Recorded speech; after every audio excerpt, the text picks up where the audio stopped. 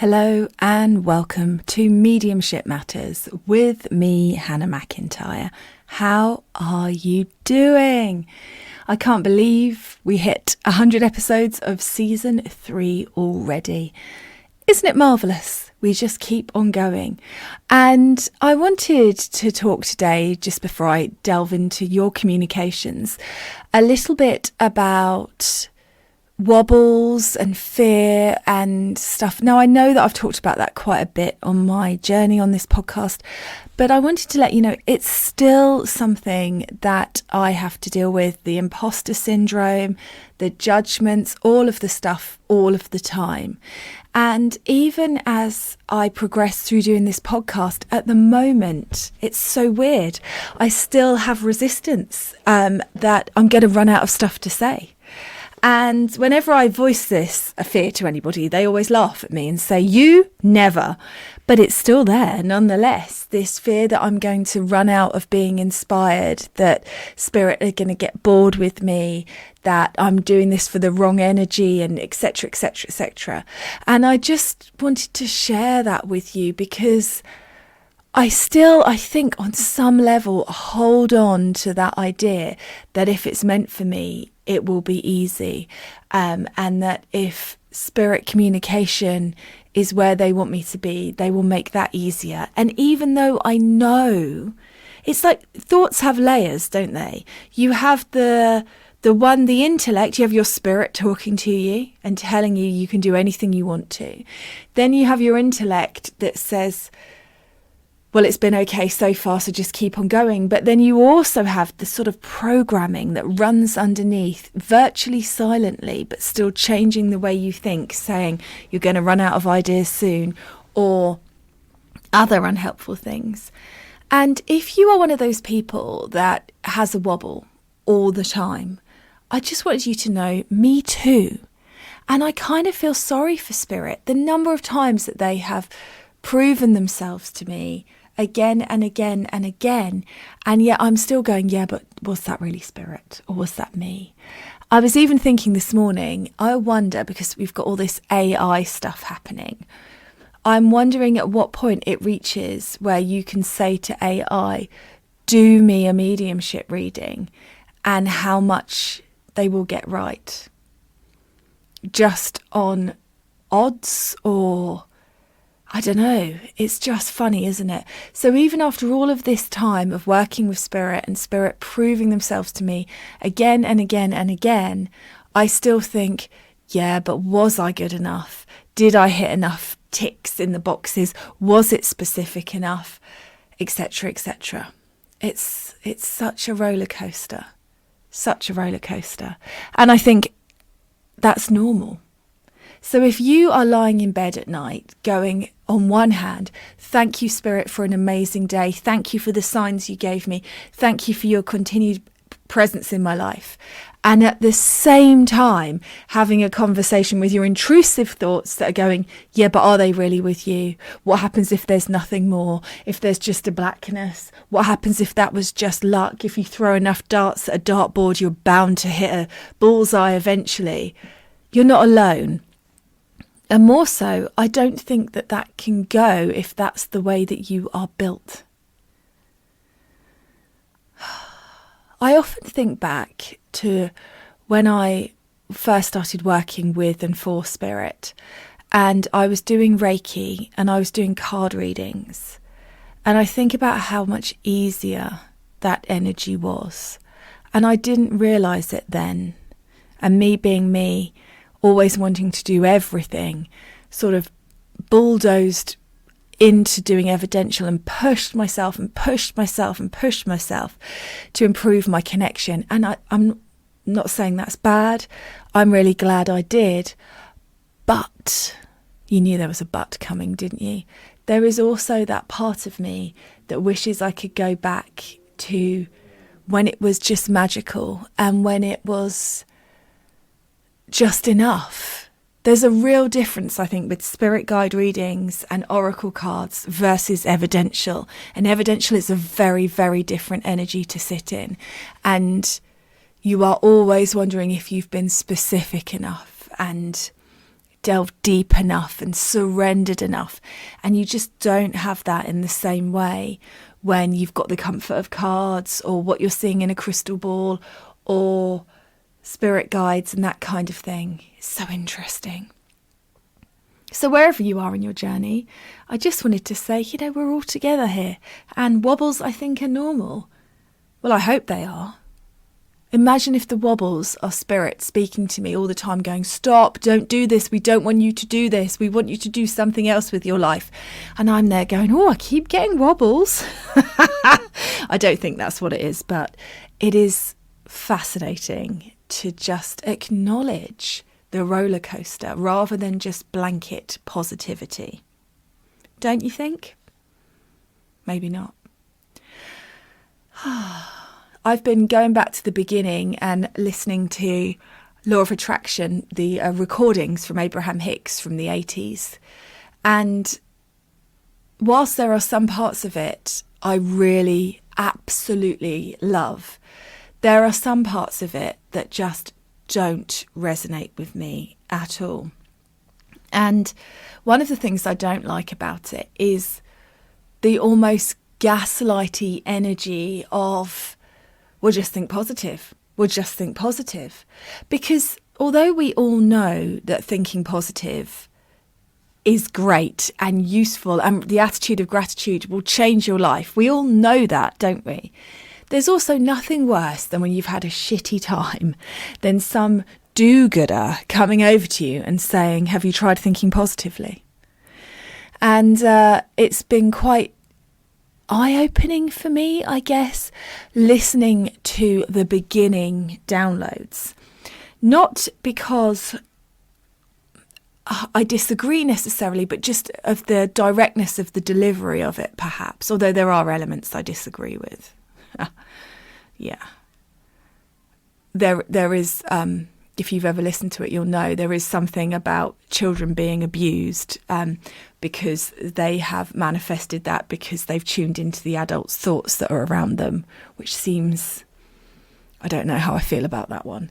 But aside from that, it's fascinating. And part of the reason it's fascinating is because, as I think you know, I've had a real thing about trance, channeling and working with spirit. I find it really fascinating that when we look at trance mediumship, which for those of you that don't know, just in case, it's when you allow a spirit to enter your body and speak through your physical self.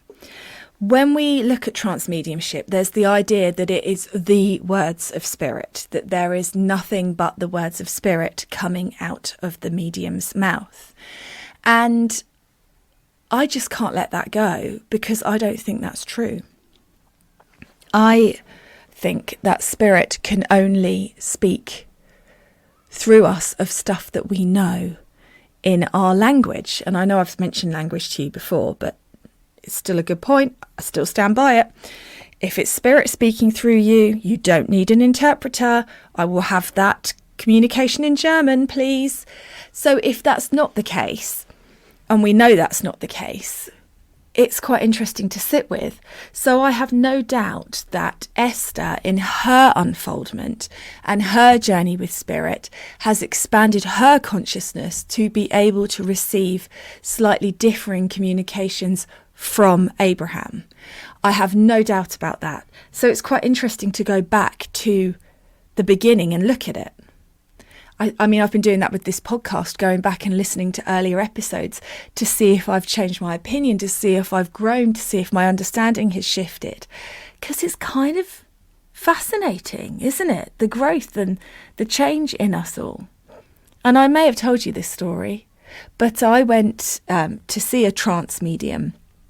And I was really, really excited because as far as I was concerned, they were going to speak to me in absolute truth because they were speaking the words of spirit. That's how it was publicised. That's how they advertise. And when I went to see them, they weren't, because they got things wrong. And there's just no way spirit get things wrong. So it must be the medium, which means the voice, the words that are coming out of the medium's mouth are not solely the words of spirit. There's part of the medium in there. And I guess that's the same with Esther Hicks. I mean, she's never directly said, I don't think, that she's a trance medium, but it must be her words or her understandings or her interpreting it to put this information out there. I love it. I love it because I think the more that we understand how mediumship works, the better mediumship will become. The more we'll be able to understand the limits or the lack of limits with different aspects of it. But I can tell you something for now. If you have got a spirit speaking through a medium in trance and they are putting on a silly voice, that is them and not the spirit. When Charles, my trance guide, comes through me, he speaks, he's very posh, and he has a slightly different inflection to me, but it's still my voice. My voice doesn't change. And I always, whenever I see a trance medium and they get a child through, and the child speaks like a puppet from a Punch and Judy, I think, oh, for goodness sake, because I've never actually met a child that speaks like this, let alone a trance guide, don't you know? So it's just fascinating to me. Again, through the limitations of us mediums and also expectation. If we know it's a child that's coming in to communicate with us, do we naturally just put our voices up like that because we think that's how children speak? I don't know. And if your child does speak like this, no harm, no foul, didn't mean it. Anyway, so these are my musings to set us off for episode 101. Where am I going? Who knows? But we're all going there together, aren't we? Right, let's get some emails. So I just wanted to acknowledge how many people have messaged me. It's been really lovely trying to answer the question I asked about why do we want dark forces to exist? What is it about us as human beings where we would rather have a universe where there is demonic attachments than where there is nothing but light and love? And I've got an email from the lovely Kelly that I wanted to read out for you. Hi, Hannah. First of all, hi. I'm a big fan of the podcast. I'm very new to spiritual development, but your words of wisdom and encouragement on your podcast and on social media have helped me come on leaps and bounds, and I've been loving my newfound connection with spirit. I've had some amazing experiences so far, thanks to all the tips you have shared. Yay!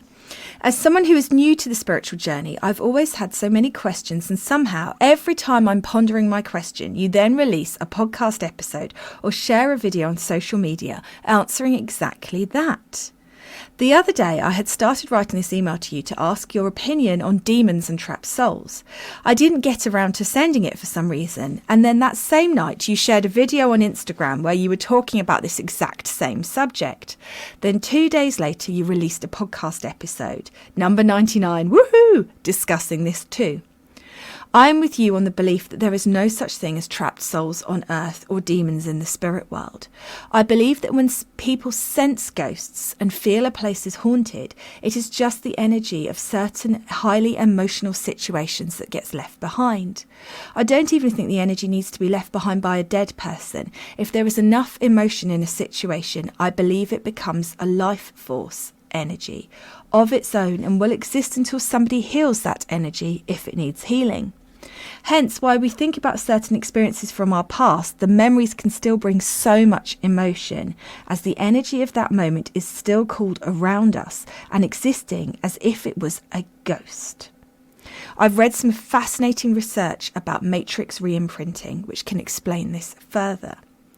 So knowing that trapped souls and demons don't exist, you asked on your podcast the other day, why do people want to believe that it's true? I think your point about the Catholic Church is spot on. I truly feel that people don't want to believe there are trapped souls. They are just believing what they are told to believe. There have always been and will always be people in this world who seek to control others, and they know that knowledge is power. So instead of letting people know the truth, they tell them what to believe to keep them under control. The best way to control people is through fear. Fear makes us feel that we need to rely on others to lead us and tell us what to do rather than following our own intuition. That is why so many children are able to follow their intuition and are open to the spirit world, because they haven't learned fear yet. The irony is that the demons people should be afraid of are not in the spirit world. They are walking among us, feeding us the fear we need to keep us from realising the light and magic that is within us all. Completely agree, Kelly, completely. My original question I wanted to ask was about Ouija boards, as I know you've mentioned them, you use them sometimes. I know there can be a lot of fear around them, but I'm not afraid of them because I know that I'm only asking for messages of love and light, just like when I'm using tarot cards, pendulums, or trying to connect in my own mind. What I wanted to ask is, when people do a séance in a graveyard or an old haunted house for entertainment, and they say that they have brought through an angry spirit who is threatening people and smashing glasses, are they actually connecting with residual angry energy that remains in that environment from past events, or are they bringing through a spirit who is playing up to the crowd and giving them what they want for entertainment purposes? I have heard other mediums share stories of spirits pretending to be someone else too, which seems crazy to me. So is that what is happening, or is it just the people involved manifesting the energy of something spooky because that's what they want to experience? When we watch scary films, we know it is just a film, and yet can absolutely terrify ourselves because we are investing energy into that feeling to enhance our experience of the film. I'd love to hear your thoughts, please. Thank you so much. I'm excited to hear what you think. Keep up the amazing work. Wow, what an email, Kelly. I love it. So, I believe personally, when people are doing a Ouija board in a haunted house or in a graveyard, they are just tuned in to the fear and negativity frequency. I don't believe spirit ever take on that form. I don't believe that spirit pretend to be fearful for entertainment purposes, because I don't think they want us to know that there's anything in the spirit world other than love. And so I think they call in an energy that is creepy for that reason. Now, I have done quite a lot of spirit boards, and when I used to do them at the beginning, when I was still a little uncertain of the spirit world, they were never as successful as they are now. So now I am working with communicating with people's loved ones in the spirit world. And so their loved ones come through and they spell out amazing, amazing evidence.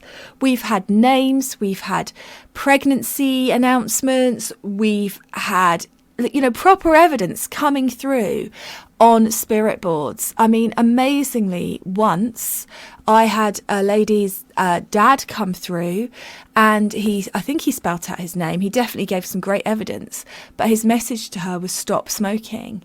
And a few months later, after that, she found out she had cancer. Like, there's some really incredible, amazing evidence that I've had come through on spirit boards. But that is because I believe I'm communicating with people's loved ones. And one of the things that I'm quite strict on when I do them with a group is that the people who are partaking, who are there, don't come if they're afraid. Because fear energy can wipe out the energy of a spirit board. And it's not like you think it's going to be. So we don't sit around a candlelit table wearing shawls around our heads and peering. I normally make everybody dance to Black Lace Superman, which everyone goes, oh no, but it gets everybody up and moving. We bring in a really bouncy, hyperactive, happy, high vibrational energy, the energy of a party. And then we ask spirit to step forward. So it's not at all like, is there anybody there? Let me know if you're there. And it's much more like, woo, come and join the party. Who's there? Who wants to chat? Very different vibrationally. So I think if you've sold tickets because it's a spooky event, then you're not trying to communicate with people's loved ones in the spirit world. You're trying to communicate with the outlaw who was hung from the outside of the pub in which you found yourself. And that doesn't really exist in the spirit world. So you're just calling in an energy for that. Now, as for spirits, hang on, there was something else you asked that I wanted to touch on. Mediums share stories of spirits pretending to be someone else soon. 2, that has never been an experience that I have had, ever. Spirit are always who they say they are, and they don't make mistakes. And because that's never happened to me, I'm straight away going into a bit of a judgment on it, if I'm honest, which is, why would spirit do that? And is that not just the same as that thing where people say they've got walk-ins? And I'm trying to do you a communication, Brenda, but the spirit from down the road has come in and ruined my mediumship. When we know that spirit are intelligent, and there's no way that some random spirit's going to come in and mess up a connection between Brenda and her father. And so I think, I don't know, why would a spirit pretend to be someone else? I don't know. As I've never come across that, I can't really comment because I can only guess as to what the medium is talking about there. But that's never been my experience. They have always been who they say they are, and they've never pretended to be anything different. Oh, it's a fascinating world, isn't it? I wonder how much I limit what I'm receiving because of my own ideas and limitations and understanding.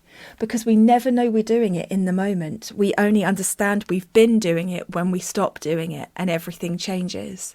And that has happened to me time and time again. Time and time again, I thought I've reached the pinnacle of what I'm able to reach in my mediumship.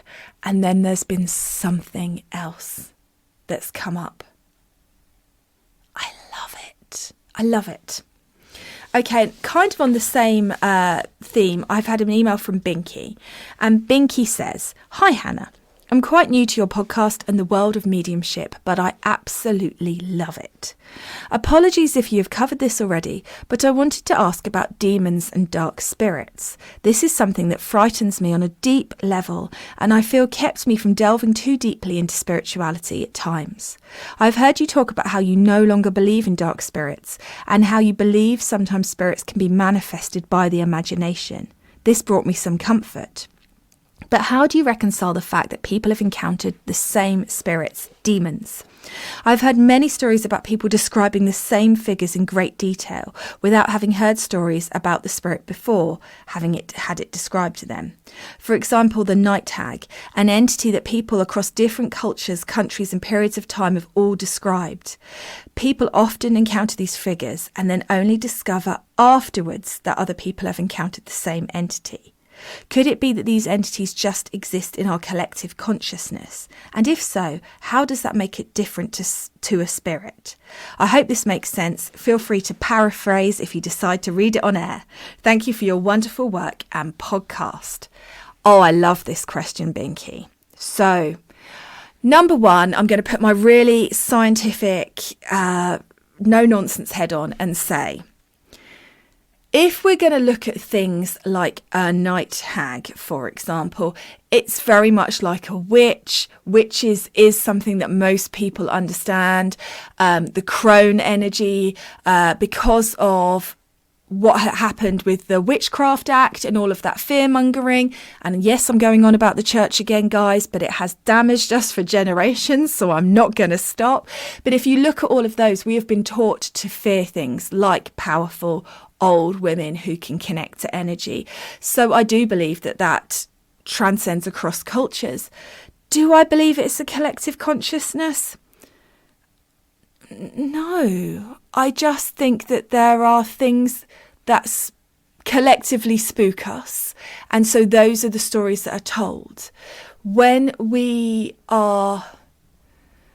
we're all afraid on themes, aren't we? Let's look at my nemesis Victorian dolls that people say have got demons in. Let's look at that one because that's always fun. Now, that is collectively something that we all find creepy. We all find little baby dolls spooky. And so they come up again and again. I remember back in the 90s watching a Taggart. It was a Scottish detective show for anyone overseas. And in an episode of Taggart, every time somebody was killed, there was a doll like on a windowsill with creepy music playing. but it was still a human that was killing everybody. It wasn't supernatural. So now I can't fully answer this because I would, this is like a research paper, Binky. I could go on with this one for years. But in my opinion, and if anyone has got an opinion they'd like to add, that would be great. I think that we look for the similarities in those stories. So if somebody says, oh, so-and-so had this story of the spooky, like the Slender Man, that's a good one. I remember my daughter being obsessed with the Slender Man, and all of a sudden lots of people are talking about tall, thin, creepy men with long arms and long legs. But actually, if you were to pick it apart, in some things he's wearing a coat, in other things he's wearing a hat, in other things he's furry. It doesn't necessarily mean that everybody's seeing exactly the same thing. And now I feel like I sound like the skeptics on the Uncanny podcast, and I'm annoyed with myself, but that is honestly how I feel. I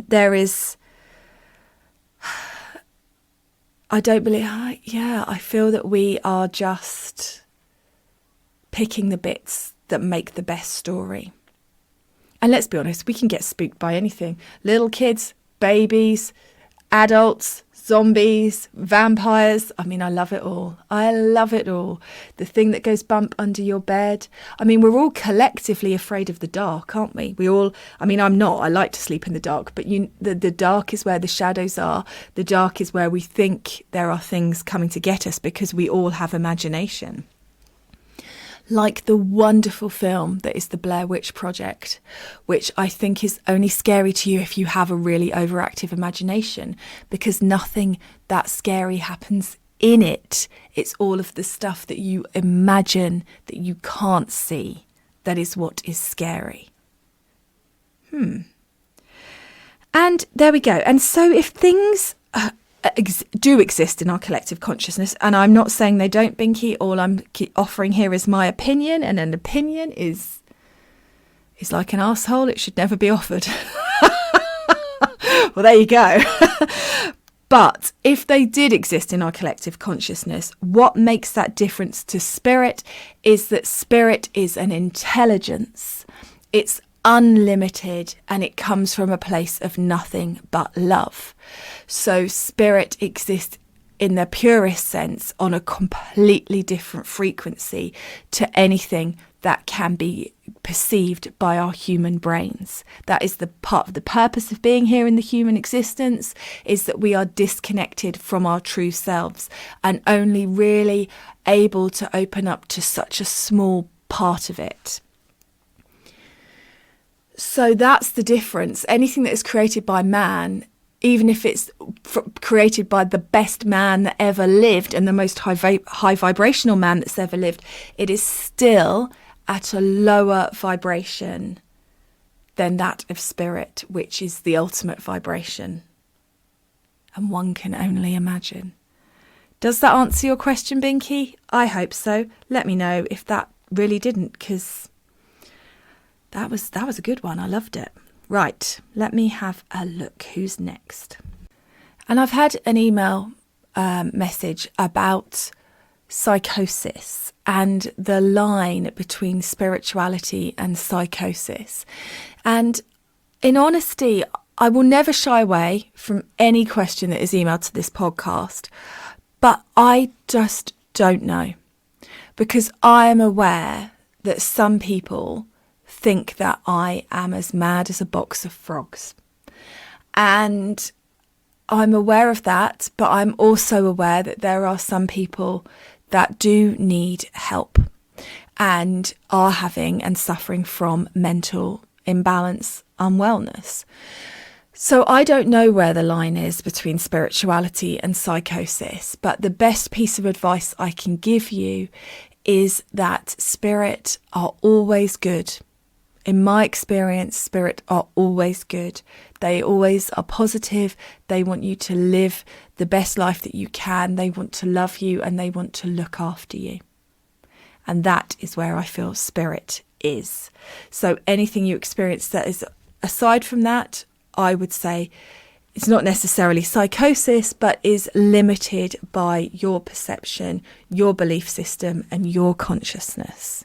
So an answer that isn't fully an answer, but that's the best that I can give you. And I hope that that helps. Sending you lots of love for your healing journey.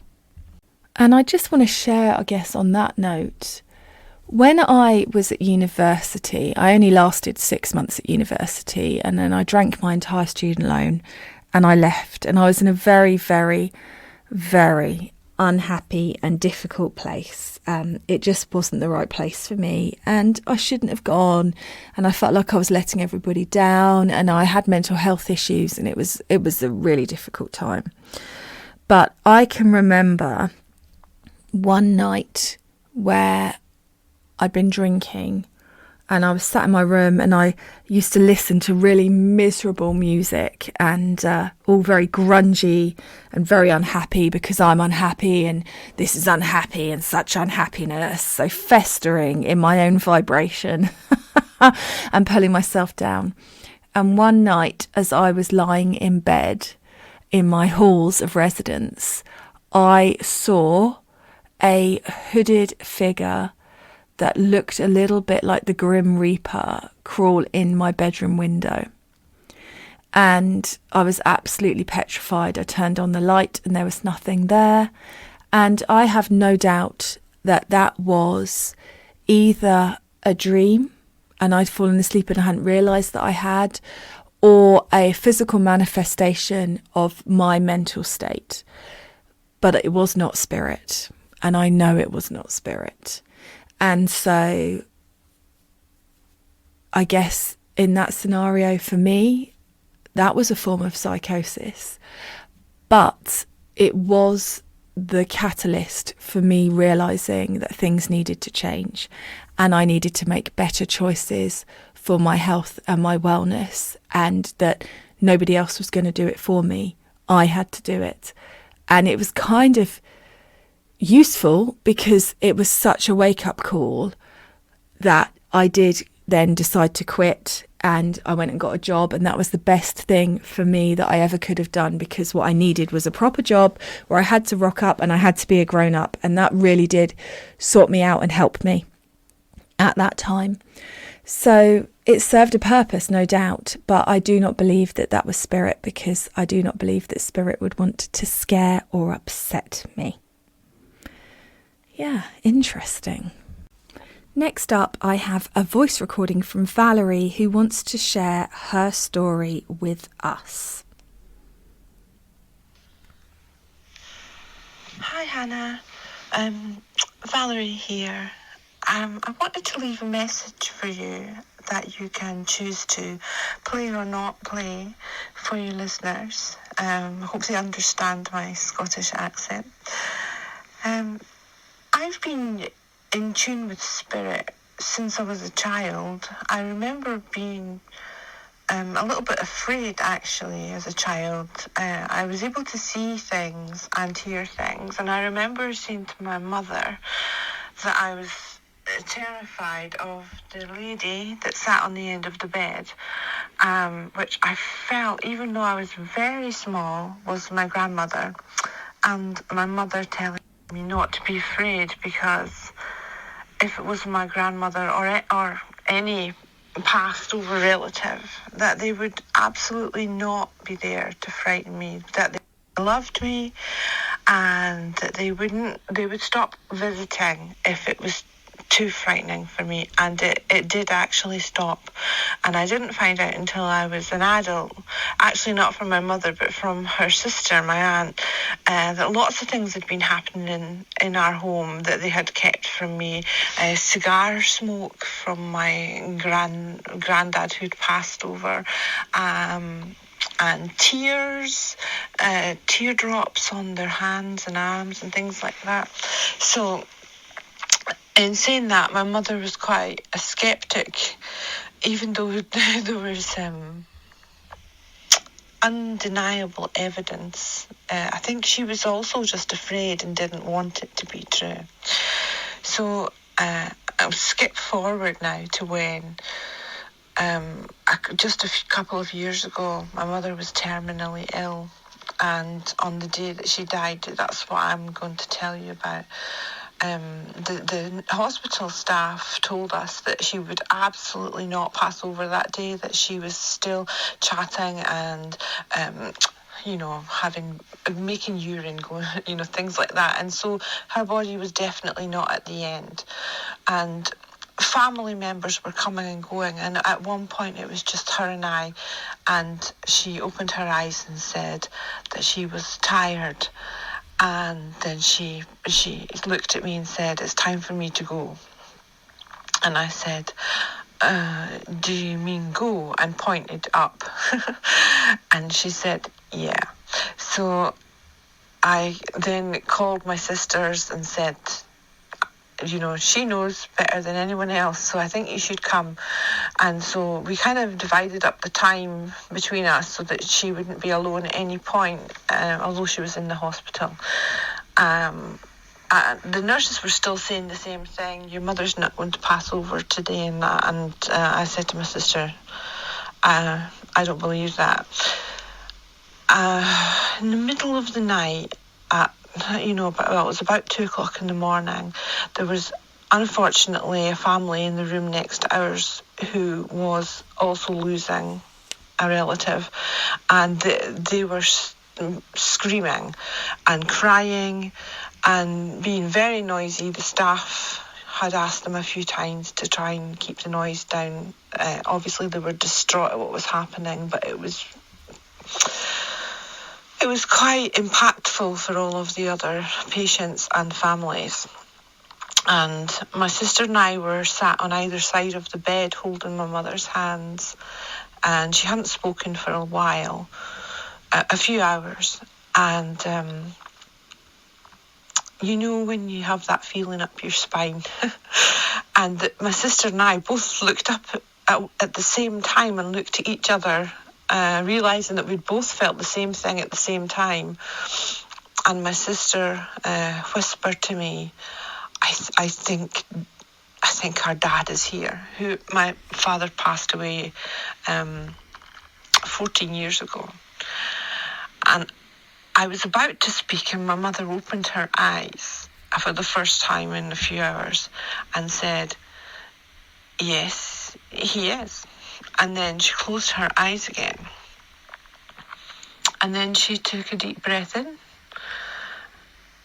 and out, and then she didn't breathe in again, and she was gone. And it was the most peaceful passing I have ever seen in my whole life. And she looked peaceful. I had to call my brother to come, and we both said, "Don't be frightened. She looks more peaceful than I have seen her for a long, long time."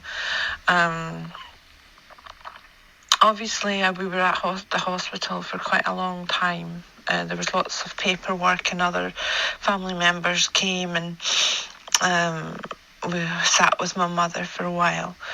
And by the time I got home from that time, it was 2:00, well, just before 2 when she passed. It must have been closer to 5 or 6 in the morning. And I tiptoed into my son's bedroom. He was asleep. And I just got onto the bed and lay down. And I was exhausted. And as I turned over, completely unexpectedly, my mum and dad were standing in the room. There was no verbal communication. I didn't hear anything from them. I didn't sense they were saying anything at all. But my dad had his arm around my mother's shoulders, and they were just smiling. And it was a shimmery vision that slowly faded away. And I thought, thank goodness, and drifted off to sleep. I think that is probably the most powerful experience that I've ever had, because it was my own parents. But I know there's, I have so much less fear about passing over myself now. It's not the first time something like this has happened. When my grandfather was passing away, my mother was in the room with actually lots of relatives were in the room. He passed away at home, and he pointed to the corner of the room and said, "Who's that woman?" And my mother was actually the closest person to where he was pointing, and I said, "That's my mum. It's Dorothy." And he said, "No, not her. The woman beside her." And then he said, "Oh, it's my mother. She's come for me." So I've been through, these experiences before. I think our family are quite, despite being quite a strict Catholic, I hear my great grandmother, who passed away before I was born, used to read the tea leaves for the street. So I think our family are quite in tune with spirit. Anyway, sorry for rambling on. I know that other people like to hear stories where maybe, it definitely put my worry to rest about the last moments. I know that we kind of think they might be traumatic or frightening, and honestly, that's not my experience at all. And I thought that might help other people. I love the podcast. It's such fun, and so informative. I hope to join your school at some point after the summer, and I really look forward to that. Okay, have a wonderful, wonderful day. Thank you. Well, thank you. What a lovely, amazing, incredible, profound and heartwarming story. And I am so grateful that you shared that with us. Just beautiful. And so I will end on that fantastic note so we can all just think about the wonder of Valerie and Valerie's story. And I will catch up with you all again on Thursday. Have a great couple of days.